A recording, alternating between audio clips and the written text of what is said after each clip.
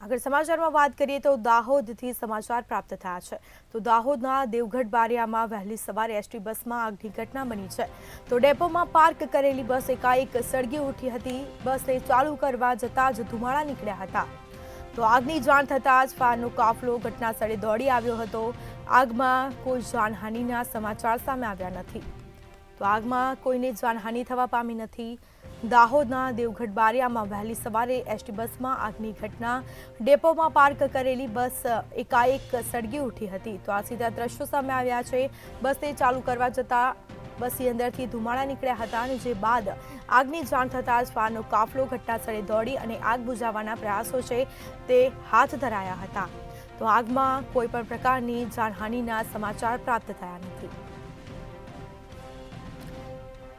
તો સદનસીબે કોઈને જાનહાનિ થઈ નથી। દાહોદના દેવગઢ બારિયામાં વહેલી સવારે એસટી બસમાં આગની ઘટના બની છે।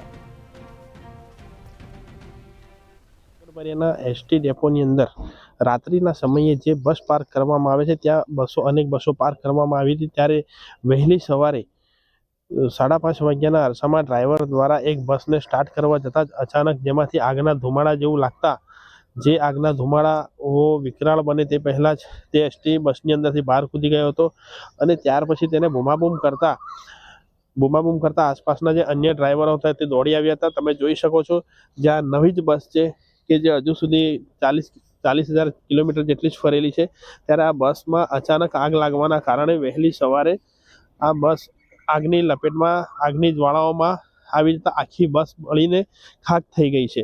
ત્યારે તમે જોઈ શકો છો કે જે આ બસ છે આ બસની અંદર આ બસનો જે રૂટ છે એ સ્કૂલના છોકરાઓને લાવવા લઈ જવાનો તેમજ જે પેસેન્જરનો રૂટ છે દિવસ દરમિયાનનો તે પેસેન્જરનો રૂટની અંદર આ બસ ચાલે છે। ત્યારે જે આકસ્મિક જે આગ લાગી છે આ બસની અંદર જે આગ લાગવાથી બસ બળીને ખાખ થઈ ગઈ છે તે બસ જો ખરેખર જો સવારે જો બસ છોકરાઓને લઈ જતા જો આકસ્મિક આગ લાગી હોત તો ક્યાંક ને ક્યાંક મોટી જાનહાનિ થઈ હોત તેમ જોવાઈ રહ્યું છે। ત્યારે આ બસને ક્યાંક ને ક્યાંક કયા કારણોસર આગ લાગી તે હજુ સુધી અકબંધ છે। હાલ અહીંના જે એસટી તંત્ર છે તે પણ કંઈ કહી શકતું નથી કે ખરેખર આગ લાગવા પાછળનું કારણ શું છે। ત્યારે તેઓએ પણ જણાવ્યું છે કે આગ લાગવા પાછળનું કારણ જે તપાસ કરનાર અધિકારીઓ દ્વારા તપાસ હાથ ધરવામાં આવશે ત્યાર પછી જ ખબર પડશે કે ખરેખર આગ કેમ લાગી છે। રાહુલ મહેતા, મંતવ્ય ન્યૂઝ, દેવગઢ બારિયા।